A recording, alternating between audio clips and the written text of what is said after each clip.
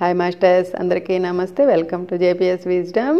మన స్వాధ్యాయుగలో new energy అనే అద్భుతమైన జ్ఞానాన్ని అందుకుంటూ వస్తున్నాం. నిన్న భాగంలో మనం జీసస్ కుటుంబ ఎనర్జీ గురించి తెలుసుకున్నాం. ఇక్కడ జీసస్కి ఒక పేరు అనేది ఉంది, ఒరిజినల్ నేమ్. అదే యెషోవా బెన్ జోసెఫ్. ఎలా అయితే జాఫ్రీ హాఫ్కి కపూల్ద్రా అనే పేరుందో అలాగే జీసస్కి ఈ నేమ్ ఉందని మనకి టోబియాస్ చెప్పారు. మనందరికీ కూడా ఎనర్జీ రూపంలో ఒక ఒరిజినల్ నేమ్ అనేది ఉంది మాస్టర్స్. ఇప్పుడు మనం ఏ పేర్లతో అయితే పిలుచుకుంటున్నారో మనల్ని, ఇవి ఈ దేహానికి సంబంధించిన పేరు మాత్రమే. కానీ ఆత్మస్థితిలో మనకంటూ ఒక ఒరిజినల్ నేమ్ అనేది ఉంది. కానీ మనము ఈ జన్మల పరంపరలో ఈ భూమి మీదకి ఎప్పుడో వచ్చేసాం కాబట్టి అప్పటి ఎనర్జీకి ఇప్పటి ఎనర్జీకి ఎంతో మార్పు వచ్చేసింది. కాబట్టి మనకి కొత్త పేర్లు అనేది ఏర్పడుతున్నాయి. అవి రాబోయే రోజుల్లో మనం తెలుసుకుంటామని ఇక్కడ టోబియాస్ చెప్తున్నారు. అవి మనకు ఒరిజినల్ నేమ్స్, అంటే శాశ్వతమైన నేమ్స్గా ఉండబోతున్నాయి. అలాగే మనం తయోబగ్రహ యాత్రలో తెలుసుకున్నాం జీసస్ ఒకరు కాదు ఇద్దరు అని. తల్లి గర్భంలో జన్మ తీసుకున్న జీసస్ ఒకరు, 30 సంవత్సరాల తర్వాత సిద్ధులు చూపించిన జీసస్ ఒకరు. అలాగే తయోబగ్రహంలో జీసస్ యొక్క పార్థివ దేహం కూడా భద్రపరిచి ఉంచారు. ఎందుకంటే రాబోయే రోజుల్లో ఈ భూగ్రహం మీద అనేక లోకాలకు అనేక గ్రహాలకు సంబంధించిన ఈ దేహాలను ఒక ల్యాబ్లో భద్రపరచబోతున్నారు. ఎందుకంటే రాబోయే తరాలకు ఏ గ్రహంలో ఎటువంటి దేహాలు తీసుకుంటారు, ఒక్కొక్క లోకంలో వారి యొక్క మానవ దేహాలు ఆ పరిస్థితులకు తగినట్టు ఎలా ఉండబోతున్నాయి అని చూపించడానికి ఇక్కడ ఒక్కొక్క లోకం నుంచి ఒక్కొక్క దేహాన్ని సెలెక్ట్ చేశారు. అందులో మన భూలోకం నుంచి జీసస్ యొక్క దేహాన్ని సెలెక్ట్ చేసి అక్కడ భద్రపరిచి ఉంచారు మాస్టర్స్. అలాగే ఇక్కడ ప్రార్థనలు పూజలు అవసరమా అంటే, మనం ఎలా అయితే చిన్నప్పుడు స్కూల్లో జాయిన్ అయ్యేటప్పుడు play class, LKG, UKG, first class అంటూ జాయిన్ అవుతాం. చివరికి వచ్చేసరికి మనము డిగ్రీలు, పీజీలు, పిహెచ్డీలు చేస్తాం. అలాగే ఈ ఆధ్యాత్మికతలో కూడా మనము మొదటగా ఈ పూజలు ప్రార్థనలతోనే మొదలుపెట్టి చివరగా మనము ధ్యానం, సజ్జనులతో సాంగత్యము, గొప్ప గొప్ప మహానుభావుల యొక్క చరిత్రలు వినటము, అద్భుతమైన ఆధ్యాత్మిక సేవ చేయటము, ఇవన్నీ కూడా పీజీ, పిహెచ్డీకి సంబంధించినవి. మనం ఆల్రెడీ ఎన్నో జన్మల పరంపరలు అవన్నీ కంప్లీట్ చేసుకొని ఇప్పుడు ఈ పీజీ, పిహెచ్డీ స్టేజ్కి వచ్చేసాం. అంటే చివరి దశకి వచ్చాం కాబట్టి ఇప్పుడు మనకన్నీ అవసరం లేదు. ఎందుకంటే మళ్ళీ మనము ఎల్కేజీ, ప్లే క్లాస్, ఫస్ట్ క్లాస్కి వెళ్ళలేం కదా. ఇకపై మనము ఇక్కడ గురువులుగా, టీచర్లుగా, బోధకులుగా మారుతున్నాం. కాబట్టి ఇప్పుడు అవన్నీ మనకి అవసరం లేదు. అయితే ఇక్కడ మనం తెలుసుకోవాల్సింది, మనం ఇంకా ద్వంద్వత్వంలో ఉన్నామా, ఓల్డ్ ఎనర్జీలో ఉన్నామా అంటే, ఇక్కడ మనం ఒక విషయం అయితే గుర్తుపెట్టుకోవాలి మాస్టర్స్. ముస్లిమ్స్ అల్లా అని పిలిచిన, క్రిస్టియన్స్ యెహోవా అని పిలిచిన, హిందూసు పరమశివుడు, విష్ణుమూర్తి అని పిలిచిన అందరూ ఒకే కాన్షియస్ నుంచే వచ్చారు మాస్టర్స్. అంటే భగవంతుడు ఒక్కడే. ఆ భగవంతుడు మనకి మలి సృష్టిలో కాంతి రూపంలో ఉన్నారు, తొలి సృష్టిలో చైతన్య రూపంలో ఉన్నారు. కానీ భగవంతుడు అనేది ఒక్కటే. వీళ్ళందరూ కూడా ఒకే కాన్షియస్ నుంచి వచ్చిన వాళ్ళే. కానీ మనము ఎప్పుడైతే వాళ్ళంతా వేరు వేరు, ఈయన మా దేవుడు, ఆయన వాళ్ళ దేవుడు అని ఎప్పుడైతే మనం అనుకుంటున్నామో మనం ద్వంద్వత్వంలో ఉన్నట్టే లెక్క. ఇక్కడ నేను కూడా గమనిస్తుంది ఏంటంటే, ఆధ్యాత్మికతలోకి వచ్చినా కూడా చాలామంది ఇంకా కొంతమందిని యాక్సెప్ట్ చేస్తారు, కొంతమందిని యాక్సెప్ట్ చేయరు. ఇది ద్వంద్వత్వానికి ప్రతీక. ఇలాంటి వాళ్ళు అసెండ్ అవ్వలేరు, ఏకత్వంలోకి వెళ్ళలేరు, న్యూ ఎనర్జీలోకి వెళ్ళలేరు మాస్టర్స్. మనం ఎంత ధ్యానం చేసినా, ఎంత జ్ఞానం తీసుకున్నా, ఎన్ని సేవలు చేసినా ఈ వేరుబంధం ఎప్పుడైతే మనకి లోపల ఉంటుందో మనం న్యూ ఎనర్జీలోకి వెళ్ళడం కష్టం. అలాగే మనం అహమాస్మి రాజ్యం, మనం ఎప్పుడైతే మన తొలి సృష్టి నుంచి మన అహమాస్మి రాజ్యం నుంచి ఈ మలి సృష్టిలోకి వచ్చామో, ఈ శూన్యంలోకి వచ్చామో, ఇప్పుడు తిరిగి అక్కడికి వెళ్ళాలి అంటే అక్కడ కంప్లీట్గా మారిపోయి ఉంది. ఎందుకంటే అది కూడా మన ద్వారానే మారిపోయింది అక్కడ సిస్టమ్ అంతా. అందుకే ఇక్కడ మళ్ళీ అదే అహమాస్మి రాజ్యం లాంటి కొత్త రాజ్యాలను ఏర్పాటు చేసి ఉన్నారు అని మనకి టోబియాస్ చెప్తున్నారు. ఇప్పుడు మనం ఎవరైతే అసెండ్ అవుతున్నామో, న్యూ ఎనర్జీలకు వెళ్తున్నామో, మనందరి కోసం ఒక కొత్త రాజ్యం ఏర్పాటై ఎదురు చూస్తుంది మాస్టర్స్. అందులోకి మనం ప్రవేశించాలంటే ముందు మనం ద్వంద్వత్వంలోంచి ఏకత్వంలోకి రావాలి. ఓల్డ్ ఎనర్జీ అలవాట్లు, ఆ సాంప్రదాయాలు, ఆ కట్టుబాట్లు అవన్నీ వదిలిపెట్టేసి మనం న్యూ ఎనర్జీలోకి కొత్తగా జీరో మైండ్తో ప్రవేశించాలి. అలాగే మన లోపల అంతర్మదనం అనేది జరుగుతూ ఉంది, అది జరగనివ్వాలి. చర్చలు జరుగుతున్నాయి, జరగనివ్వాలి. మనతో మనం చర్చించుకోవాలి, మనతో మనం ప్రేమతోనూ గౌరవంతోనూ ఉండాలి. అందుకే ఇక్కడ టోబియాస్ వాళ్ళు ఏం చెప్తున్నారు, మీరు ప్రపంచాన్ని ఏమీ మార్చాల్సిన అవసరం లేదు, ముందు మీరు మారండి, మీతో మీరు కనెక్టెడ్గా ఉండండి, ఏకత్వంలో ఉండండి. ఈరోజు ఆవలి వైపు కౌన్సిళ్ళు, ఈ సమావేశంలో పాల్గొనాలని వచ్చిన ఆవలి వైపు వారిలో మానవులతో కలిసి పనిచేస్తున్న ఇతర కౌన్సిళ్ల లీడర్లు, సమావేశకులు, ప్రముఖులు ఉన్నారు. క్రింజన్ కౌన్సిల్ లాంటి కౌన్సిళ్ళు చాలా ఉన్నాయి. అవన్నీ మానవులతో కలిసి పనిచేస్తుంటాయి. క్రింజన్ కౌన్సిల్ చేసే పనులేమిటంటే బోధన ప్రకంపనలను, ఎనర్జీలను సంస్కరిస్తుంది. ఈ క్రింజన్ కౌన్సిల్లో మనం ఒక భాగం. భూమి మీద ఉన్న క్రింజన్ సర్కిల్ మన ఎనర్జీ వల్ల ఏర్పడింది. మనం టీచర్లం, కాబోయే టీచర్లం కాదు, న్యూ ఎనర్జీ టీచర్లం అయిపోయి ఉన్నాము. ఆవలి వైపున ఎన్నెన్నో కౌన్సిళ్ళున్నాయి. వాటి నుంచి చాలామంది మీటింగుకు వచ్చి ఉన్నారు. హీలింగ్ ప్రక్రియలకు చెందిన కౌన్సిళ్ళు ఉన్నాయి. మన భౌతికమైన మెడిసిన్ విషయంలో పనిచేసే కౌన్సిళ్ళు ఉన్నాయి. ఇంజనీర్లతో వ్యవహరించే కౌన్సిళ్ళు కూడా ఉన్నాయి. మానవుని దైనందిన సమస్యలను డీల్ చేసే కౌన్సిళ్ళు ఉన్నాయి. అందులోని వారు కేవలం భూమి మీద మానవులుగా పుట్టి ఉండడం మాత్రమే కాదు, కొందరు ఏంజెల్ తలాలలో కూడా ఉన్నారు. క్రింజన్ కౌన్సిల్లోని కొందరు ఆవలి వైపున ఉంటే మరికొందరు భూమి మీద జన్మించి ఉన్నాం కదా, అలా ప్రతి కౌన్సిల్ తాలూకు వ్యక్తులు కొందరు ఆవలి వైపున ఉంటే కొందరు భూమి మీద మనుషులుగా జన్మ ఎత్తి ఉన్నారు. భూగ్రహానికి సరి అయిన పోషకత్వాన్ని అందించే కౌన్సిల్ కూడా ఉన్నాయి. వాళ్లే రైతులతోనూ ఆహార పదార్థాలను ప్రాసెస్ చేసి వాటిని వృద్ధి చేసే వారితోనూ కలిసి పనిచేస్తారు. ఎందుకంటే భూమి మీద జీవం అనేది కొనసాగాలి కదా. కనుక భౌతిక శరీరంతో భూమి మీద ఉండే మానవ ఏంజల్స్తో కలిసి ఆయా రంగాలలో పనిచేయడానికి ఆవల వైపున కూడా బృందాలు ఉన్నాయి. ఆస్ట్రల్ తలాలుగా మనం చెప్పుకుంటున్న వాటిల్లో 4-5 తలాలలో విపరీతమైన చర్చలు జరుగుతుంటాయట. వివిధ రంగాలలో నిద్ర సమయంలో ఆయా రంగాలకు చెందిన మానవులు ఆ చర్చా గోష్ఠులలో పాల్గొని తిరిగి భూమి మీదకు వచ్చి కొత్త కొత్త పద్ధతులను అవలంబిస్తుంటారట. అందుకే కలలో ఏదో కనబడి దానివల్ల కొత్త కొత్త పద్ధతులు స్ఫురించి ఆయా రంగాలలో కృషి చేస్తున్న మానవులు నాగరికతను ముందుకు తీసుకుపోతుంటారు. రైతు తన పొలాల్లో పనిచేస్తుంటే పాడి పంటల కౌన్సిల్లోని ఏంజల్స్ ఎనర్జీలను బ్యాలెన్స్ చేస్తూ అతనితో కలిసి కృషి చేస్తుంటారు. ఒక్కొక్క రంగానికి విషయానికి సంబంధించి లెక్కలేనంత మంది ఏంజల్స్ ఎనర్జీని బ్యాలెన్స్ చేస్తూ కోరుకున్నప్పుడు మాత్రమే లభించే ప్రేమను అందిస్తూ కృషి చేస్తుంటారు. ఆ ప్రేమ మనం మనసు విప్పుకోనున్నప్పుడు మాత్రమే అందుతుంది. మన ఆర్థిక విషయాలు చూసే కౌన్సిల్లో వాళ్ళు కూడా సమావేశానికి వచ్చారట. ప్రస్తుతం భూమి మీద ఆర్థిక విషయం చాలా ప్రధానమైనది. ఈ పరిస్థితి మారిపోతుంది, కానీ ప్రస్తుతానికైతే అది ప్రాముఖ్యతను సంతరించుకోనున్నది. కనుక ఆర్థిక విషయాలు చూసే మానవులున్నారు. వాళ్లతో ఆ విషయాలలో పనిచేసే ఆవలి వైపు కౌన్సిళ్ళు ఉన్నాయి.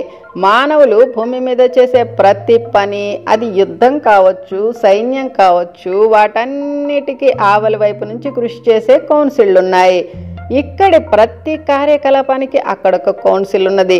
మరైతే మనం ఏ కౌన్సిల్కి చెందిన వాళ్ళమైనట్లు?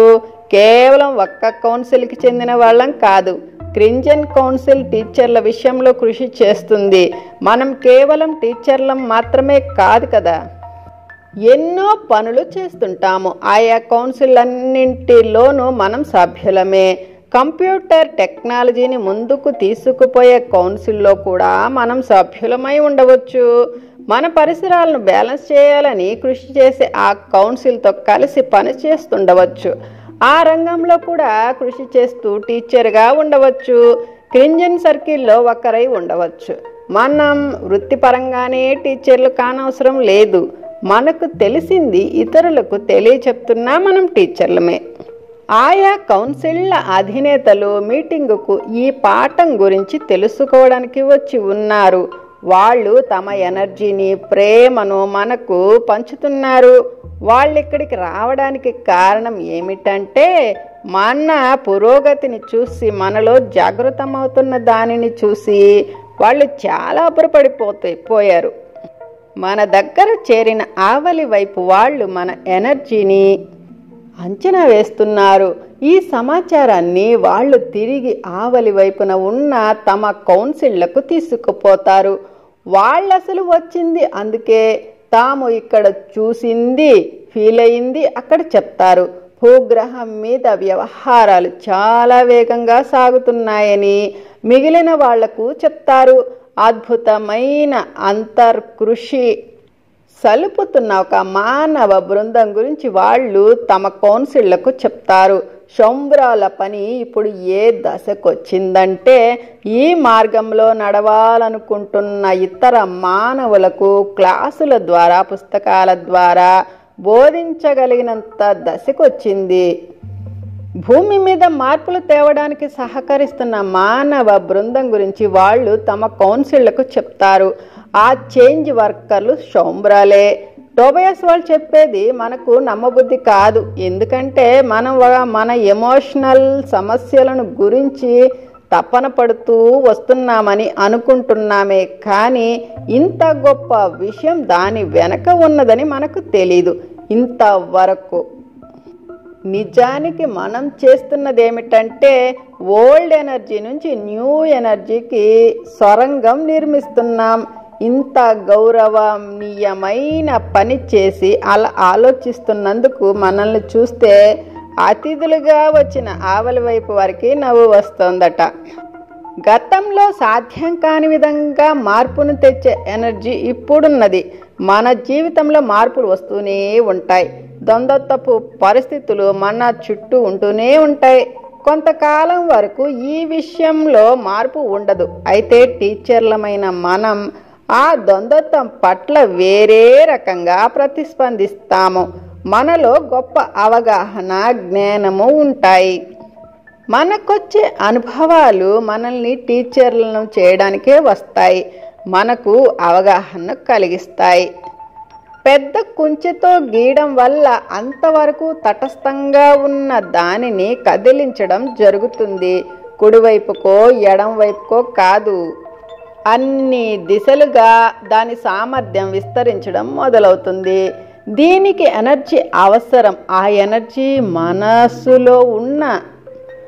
మనలో ఉన్న దివ్య వాంఛ నుంచి వస్తుంది. ఆ వాంఛ మనలో నిద్రాణంగా ఉన్నది. దానిని మేల్కొల్పాలని, అది మేలుకునేసరికి దివ్యమైన ఎనర్జీ వస్తుంది. దానిని స్వీకరించాలి. దీనికి ఎలాంటి దీక్షలతోనూ పని లేదు. ఈ జ్ఞాన ప్రకంపనలు, ప్రేమ ప్రకంపనలు మన న్యూ ఎనర్జీ ఇంట్లో నుంచి వెలువడి ఇతరులకు అంది తిరిగి మన దగ్గరకు వస్తాయి. మన రన్నర్లు వీటి వెంట ఉండి అనుకూల వాతావరణాన్ని తిరిగి తెస్తారు మన దగ్గరకు. ఆ వచ్చేది మనకు తగినదే అయి ఉంటుంది. నిస్సందేహంగా తగినదిగా మొదట్లో కనపడకపోవచ్చు, కానీ అది తగినదే. మనం అన్నింటినీ రిలీజ్ చేసే కొద్దీ మనకు కావలసిన సమాధానాలు పాత పద్ధతిలో రావు, కొత్త పద్ధతుల్లో వస్తాయి. రిలీజ్ చేయడం కష్టం కావచ్చు, కానీ చేస్తే మాత్రం కొత్త వాటికి చోటు ఏర్పడుతుంది. పాత స్నేహమో పాత రోగమో తిరిగి వస్తుంది సడన్గా, లేదా రిలీజ్ చేసేసిన ఆలోచన తిరిగి వస్తుంది. మనం అయోమయంలో పడిపోతాము. గతంలో మనం పరిష్కరించి పంపేసింది మళ్ళీ ఇప్పుడెందుకు వచ్చిందో అర్థం కాదు. కొత్త చోట సమాధానాన్ని వెతుక్కోమనే అవి తిరిగి వస్తున్నాయి. మనం ఎదుర్కొంటున్న అంతర్గతమైన సవాళ్లు గత జన్మలవి కావు. ఈ శరీరంలోనే తరువాతి జన్మలోకి వచ్చేసాం కదా. ఈ సవాళ్లు, ఈ సమస్యలు అగ్నిగోడ ఘట్టమప్పటివి. అది మనల్ని ఆపాద మస్తకం కుదిపేసింది. జాక్ తొలి సృష్టిలో ఉండగా అక్కడ ఏకోన్ముఖమైన సంకల్పం, ఉద్దేశం ఉండేవి. రాజ్య కేంద్రం నుంచి వెలుపలకి విస్తరిస్తుండేవి అన్నీ. అంతా అద్భుతంగా, ప్రశాంతంగా, ప్రేమమయంగా ఉండేది. ఏకోన్ముఖ సంకల్పం ఉండేది. అగ్నిగోడ దాటేసరికి సంకల్ప స్వేచ్ఛ ఏర్పడింది. ఇది ఏకోన్ముఖమైన సంకల్పం కాదు, ఒక నూతన పరిధిత్వంలోకి వచ్చేశాడు జాక్. ఆ సంకల్ప స్వేచ్ఛతో ఏం చేయాలో జాక్కి అర్థం కాలేదు. తన కర్తవ్యం, అహమాస్మి రాజ్యపు ఏకోన్ముఖమైన సంకల్పంతో చేసే ఒప్పందం, ఇవే తెలుసు అతనికి. కానీ ఇప్పుడు అతని ముందు అన్ని రకాల విషయాలు ఉన్నాయి. ఎన్ని రకాలు సాధ్యమో అన్ని రకాలు ఉన్నాయి. ఒక నిర్దిష్టమైన మార్గం కానీ నమూనా కానీ లేవు. జాక్ ప్రయాణం మన ప్రయాణమే కదా. ఏక సంకల్పం నుంచి సంకల్ప స్వేచ్ఛలోకి వెళ్ళడం ఎలా ఉంటుందో మనలో ప్రతి ఒక్కరం అనుభవించాము. ఎన్నో ఆసక్తికరమైన అనుభవాలు వచ్చాయి. మన ఇష్టానుసారం సృష్టించే స్వేచ్ఛతో స్వేచ్ఛా సృష్టికర్తలం అవుతాం. మనకు సంకల్ప స్వేచ్ఛ రావడంతో మనం గతంలో అసాధ్యమైన మార్గాలలో ఇప్పుడు సృష్టిని విస్తరింపచేయగలిగాము. జాక్ భూమి మీదకొచ్చి భౌతిక శరీరాన్ని తీసుకున్న సంకల్ప స్వేచ్ఛ ఉన్నది అతనికి. దానితో పాటు మాయతెర కూడా ఉన్నది. ఈ మాయతెర వల్ల జాక్కి తన గత జన్మలు గుర్తుండడం లేదు. తాను రాజ్యం నుంచి శూన్యంలోకి రావటం, ఈ విశ్వానికి ఎనర్జీని, టెంప్లెట్లను తయారు చేయటం, ఇవన్నీ జాక్ మాయతెర వల్ల మర్చిపోయాడు. సంకల్ప స్వేచ్ఛ, మాయతెర, ఈ రెండు కలిసేసరికి ఇక్కడ చాలా శక్తివంతమైన ఎనర్జీని సృష్టించాయి. ఆ ఎనర్జీలోనే మనం ఇంతకాలం జీవించాము. ఏమి చేయడానికైనా మనకు స్వేచ్ఛ ఉన్నది. దానితో పాటుగా ఆ చేసినవన్నీ మరుపుకు వచ్చేలా చేయడానికి మాయతెర ఉన్నది. ఇప్పుడు భూమి మీద మన జన్మ పరంపర చివరికి వచ్చేసింది. మన ఈ ప్రయాణం చివరి అంచున తుదిగా తొలగించుకోవలసిన వాటిని తొలగించుకుంటున్నాము. దాంతో మనం నూతన చైతన్యంలోకి వెళ్ళగలుగుతాము. ఇంతకుముందు చెప్పుకున్నట్లుగా మనం ఇంటికి తిరిగి విస్తరిస్తూ పోతుంటాము. ఒకానొక దశలో మాయతెర రిలీజ్ అయిపోతుంది. మన ప్రయాణం గురించి మనకు పూర్తిగా అర్థమైనప్పుడు మన ఆత్మ గురించి, మనం ఇక్కడ ఎందుకున్నామో అన్నీ మరింత బాగా అర్థమవుతాయి మనకు. ఆలోగా మనం జీవితంలో ఎన్నో మార్పులకు గురి అవుతాము, ఎన్నో సమస్యలను ఎదుర్కొంటాము. ఈ అసెన్షన్ ప్రాసెస్ ఒక రకంగా ఉంటుందని మనం అనుకున్నాము, కానీ అది మరో రకంగా ఉన్నది. మన సర్కిల్ మనం పూర్తి చేసుకుని వచ్చేసరికి ఆసక్తికరమైనదేదో జరుగుతోంది. మన సంకల్ప స్వేచ్ఛను అధిగమించి అసలు సిసలైన సృష్టికర్తలుగా మన దివ్య సంకల్పాన్ని తీసుకుంటూ న్యూ ఎనర్జీలోకి అడిగి పడుతున్నాము. దివ్య సంకల్పం, మనం దివ్య సంకల్పంలోకి అడుగు పెట్టాలి. ఇది చాలా సింపుల్గా ఉండే శక్తివంతమైన అడుగు. దాని గురించి వినినప్పుడు మొదట్లో మనకేమీ అనిపించదు, కానీ మనిషిగా ఆలోచించడం మొదలుపెట్టేసరికి భయం వేయవచ్చు. ఇందుకోసం మన సంకల్ప స్వేచ్ఛను రిలీజ్ చేసేయాలి. దివ్య సంకల్పంలోకి అడుగు పెట్టాలి. ఆ రెండింటి మధ్య తేడా ఏమిటంటే, భూమి మీదకి మనం సంకల్ప స్వేచ్ఛతోనూ ద్వంద్వత్వంతోనూ వచ్చాము. సంకల్ప స్వేచ్ఛ వల్లనే చీకటి వెలుగులను చూడగలిగాము. అయితే మాయతెర ప్రభావంలో ఉన్న మన సంకల్ప స్వేచ్ఛ చాలా పరిమితమైనది. ఎంత పరిమితమైనదంటే అసలు మనకు సంకల్ప స్వేచ్ఛ నిజంగా ఉన్నదా, లేక మనం ఏంజెల్స్ చేతిలోనో స్పిరిట్ చేతిలోనో కీలుబొమ్మలమా అని మనకే అనిపిస్తుంది. కానీ భూమి మీద మనకు మొదటి నుంచి సంకల్ప స్వేచ్ఛ ఉంది. మనం ఎప్పుడైతే దివ్య సంకల్పంలోకి మారుతామో అగ్నిగోడ ఘట్టమప్పటి నుంచి అంతకు కొంచెం ముందు నుంచి మనలో ఏ ద్వంద్వత్వం వేర్పాటు భావన ఉంటూ వచ్చాయో వాటికి అతీతంగా ఎదుగుతాము. మన సంపూర్ణత్వపు లోతులలో మనకు తిరిగి సమైక్యత ఏర్పడుతుంది.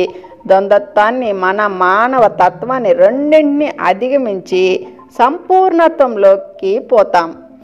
గతంలో లేని పరిష్కారాలు దివ్య సంకల్పంలో ఉంటాయి. ద్వంద్వత్వం వల్ల, సంకల్ప స్వేచ్ఛ వల్ల అవి ఇంతకాలం దాటి రాలేకపోయాయి. దివ్య సంకల్పంలో కేవలం మన గురించిన ఆలోచనే కాదు, పరమాత్ముని కొరకు సానుభూతి, అవగాహన ఎక్కువగా ఉంటాయి. ఈ దివ్య సంకల్పం మన వెలుపల లేదు, మన లోపలే ఉన్నది. దివ్య సంకల్పంలో స్పిరిట్తో జాగ్రత్తావస్థలో కనెక్ట్ అవుతాము. దివ్య సంకల్పం మనలో ఒక భాగం, ఒక అంతర్గత అవగాహన. స్పిరిట్, పరమాత్మ, దివ్యత్వం అన్నీ మన లోపలే ఉన్నాయి. మన అంతర్వాణిగా మనం వింటున్నది దివ్య సంకల్పమే. దివ్య సంకల్పం అంటే ఏమిటి? నా మెదడుకు పిచ్చెక్కి నాతో మాట్లాడుతోందా అనిపిస్తుంది మనకు. అయినా సరే నేను దివ్య సంకల్పంలో ఉన్నాను అనుకోవాలి ప్రశాంతంగా. ఇంతవరకు మన ప్రయత్నంతో మనసుకు వాగుతూ ఉండడం అలవాటు చేశాము. ఇప్పుడు మనం ఊరుకునేసరికి మనసుకు వాగుడు అలవాటైపోయి ఉన్నది కనుక తను మాట్లాడుతూనే ఉంటుంది. ఈ పరిస్థితి మనకు అలవాటు లేదు కాబట్టి మనం మౌనంగా ఉన్న మనసు మాట్లాడేసరికి బెత్తరపోయి దీనికి పిచ్చి పట్టిందా అనిపిస్తుంది. అయితే అలా మన ప్రమేయం లేకుండానే మనసు మాట్లాడే పరిస్థితి ఎక్కువ కాలం ఉండదు అని గ్రహిస్తే మనకు నిశ్చింతగా ఉంటుంది. ముందుగా బాహ్య మౌనం, తర్వాత మనోమౌనం అలవడతాయి. సంకల్ప స్వేచ్ఛ లేదా ద్వంద్వత్వ సంకల్పం లక్షణాలకు మనం అలవాటు పడి ఉన్నాం. ఎప్పుడు చూసినా ఘర్షణకు లోనవుతుండే వాళ్ళం మనం. దివ్య సంకల్పంలోకి వెళ్లే కొద్దీ మనం ఎన్నడూ అనుభవించని కొత్త పరిష్కారాలు వస్తాయి. పూర్తిగా వేరే సమాధానం వస్తుంది. ఆ సమాధానం లోపల నుంచి వస్తుంది. ఆ సమాధానాలు మన వెలుపల నుంచి వస్తున్నాయనుకొని బయట వెతికితే మనం అది లేని చోట దానికోసం వెతికినట్టే, అంటే ఓల్డ్ ఎనర్జీలో వెతుకుతున్నామన్నమాట. ఇది మనకు మొదట చాలా అసంబద్ధంగా ఉన్నట్లు అనిపిస్తుంది. మొదట స్పిరిట్ నుంచి వినాలని అనిపిస్తుంది. నేను ఫలానా పని చేయడం సబబేనా? స్పిరిట్ మార్గదర్శకులారా మీరేమంటారు? నాకు బయట నుంచి జవాబు రావడం అవసరం అంటాము, మనకు జవాబు రాదు. దివ్య సంకల్పంలో సమాధానం రావడం చాలా చాలా తేలిక. అలా వెళ్ళినప్పుడు మనకు సమాధానం వస్తుంది. ఇంతవరకు మన లోపల మనం ఎరుగని చోటు నుంచి ఆ ఎరుక, అవగాహన వస్తాయి. మనలో ప్రేమ పుట్టే చోటు నుంచి వస్తాయి. మనలో ఆ లోపల ఉండే ఆ భాగం స్పిరిట్, ఇది చాలా సహజంగా వస్తుంది. మనకు అగ్నిగోడ ఘట్టం నుంచి ఏర్పడిన సంకల్ప స్వేచ్ఛను మనం ఇప్పుడు రిలీజ్ చేయాలి. ఏకత్వంలో వేరే దానిని ఎంచుకునే స్వేచ్ఛ ఉండే అవకాశం లేదు. ద్వంద్వత్వంలో ఆ స్వేచ్ఛ ఉండడానికి వీలుంది. ఒకటి కన్నా ఎక్కువ ఉన్నప్పుడే కదా మనకు ఎంచుకునే వీలుంటుంది. మనకిది మొట్టమొదటిసారిగా అగ్నిగోడ ఘట్టమప్పుడు లభించింది. అది మనకు నమ్మశక్యం కాని బొమ్మ. మనకు భయమేసింది. అంతకు మునుపు ఎన్నడూ సంకల్ప స్వేచ్ఛ లేదు కదా. మరి అప్పట్లో మనకున్నది విస్తరిస్తున్న ఏకత్వపు సంకల్పం. గతంలో ఎన్నడూ లేని విధంగా శక్తి, ఎంపిక ఇవ్వబడినాయి మనకు. ఆ సంకల్ప స్వేచ్ఛను అందుకుని మనం శూన్యంలోనూ విశ్వంలోనూ ఆడుకోవడం మొదలుపెట్టాం. ఈ సంకల్ప స్వేచ్ఛ నమ్మశక్యం కాని కొత్త బొమ్మే. అయితే ఇది మనకెంతో దుఃఖాన్ని తెచ్చిపెట్టింది, బాధల్ని కష్టాలని తెచ్చిపెట్టింది. ఈ సంకల్ప స్వేచ్ఛను ఉపయోగించుకుని మనం అత్యంత దిగువ స్థాయి ప్రకంపనలకు వెళ్ళాము. యావత్ సృష్టిలోనే ఎవ్వరూ ఊహించలేనంతటి బాధాకరమైన స్థాయిలకు వెళ్ళాము. ఈ అన్ని పనులలో మనం న్యూ ఎనర్జీతో ఆడుకుంటూ ఉండినాము. ఆ న్యూ ఎనర్జీని ప్రేమమయమైన, సానుభూతిమయమైన అద్భుత ప్రదేశాలకు కూడా తీసుకెళ్ళామట. యుగాల తరబడి ఈ సంకల్ప స్వేచ్ఛ మనకున్నది. శూన్యంలో విశ్వాలను, గ్యాలక్సీలను, నక్షత్రాలను సృష్టించడానికి ఉపయోగపడింది. భూమి మీద జన్మ తీసుకోవడానికి ఇది ఉపయోగపడింది. చీకటి వెలుగుల మధ్య, తెలుపు నలుపు పాలరాళ్ల మధ్య ఎంచుకునే అవకాశం ఇచ్చింది మనకు. అయితే ఇప్పుడు దివ్య సంకల్పంలోకి అడుగుపెట్టే సమయం. మనకు దివ్య సంకల్పం గురించి ఎన్నో ప్రశ్నలుంటాయి. దివ్య సంకల్పం అంటే ఏమిటి? మనమేం చేయాలో చెప్పడానికి స్పిరిట్ మళ్ళీ వస్తుందా? మన మార్గదర్శకంలో ఏంజెల్స్ ఫలానా విధంగా చేయండి అని మనకు చెప్పడానికి వస్తారా అని ఎన్నో ప్రశ్నలు మనలో కలుగుతాయి. దివ్య సంకల్పంలో ఇవేవి ఉండవు. అది మనలో నుంచి వస్తుంది. అది మన సంకల్పమే. కానీ దివ్యత్వాన్ని ఆధారం చేసుకొని ద్వంద్వత్వానికి మనం అలవాటు పడి ఉన్న మానవ విధానాలకు అతీతంగా సాగుతుంది. అది పరమాత్మతోనూ స్పిరిట్తోనూ నేరుగా లింక్ అయి ఉంటుంది. అయితే మనమే స్పిరిట్ అన్న విషయాన్ని మనం అర్థం చేసుకోవాలంట టోబియాస్. దివ్య సంకల్పం మన నుంచి వస్తూ జవాబులను, పరిష్కారాలను, అనుభవాలను, నూతన శక్తులను ఎన్నడూ ఎరుగని విధంగా తెస్తుంది. ఇవన్నీ విన్నాక అటు సంకల్ప స్వేచ్ఛ, ఇటు దివ్య సంకల్పం రెండూ మనం ఉంచేసుకుంటే బాగుంటుందనిపిస్తుంది. దివ్య సంకల్పాన్ని అలవర్చుకునేటప్పుడు సంకల్ప స్వేచ్ఛలోని అద్భుత లక్షణాలను ఉంచేసుకుంటే బాగుంటుందనిపిస్తుంది. కానీ అలా కుదరదు. ఒకటి కావాలంటే మరో దానిని వదులుకోవాలి. మన గడపలోకి వచ్చిన దానితో ఆనందంగా నర్తించేటప్పుడు మనలో చాలామంది స్పిరిట్ని అడిగామట, సరే నీ అభిష్టం మేరకు నేను వచ్చిన దానితో డ్యాన్స్ చేస్తున్నాను, సరే ఇప్పుడు ఇక నన్నేం చేయమంటావు? ఈ పాట ఎప్పటికి పూర్తవుతుంది? ఎవరు నడవాలి? మేమేం జాగ్రత్తలు తీసుకోవాలి అని అలా డ్యాన్స్ చేస్తూ మనం దివ్య సంకల్పంలోకి వెళ్ళాలి. సాటి వ్యక్తితో దైనందిన జీవితంలో ఒక సమస్యాత్మక ఘట్టంలో ఉన్నామనుకోండి. ఆ సాటి వ్యక్తి మన దగ్గరకు వచ్చాడు అనుకుందాం. అతనితో సంతోషంగా ఉండడానికి, నర్తించడానికి మనం సిద్ధపడ్డామనుకుందాం. మనం సంతోషంగా నర్తిస్తుంటే ఆ వ్యక్తి మనల్ని బెత్తరపోయి చూస్తుంటాడు. తర్వాత ఏం చేయాలి, ఇక్కడి నుంచి ఎక్కడికి వెళ్ళాలి అని అనుకుంటాము.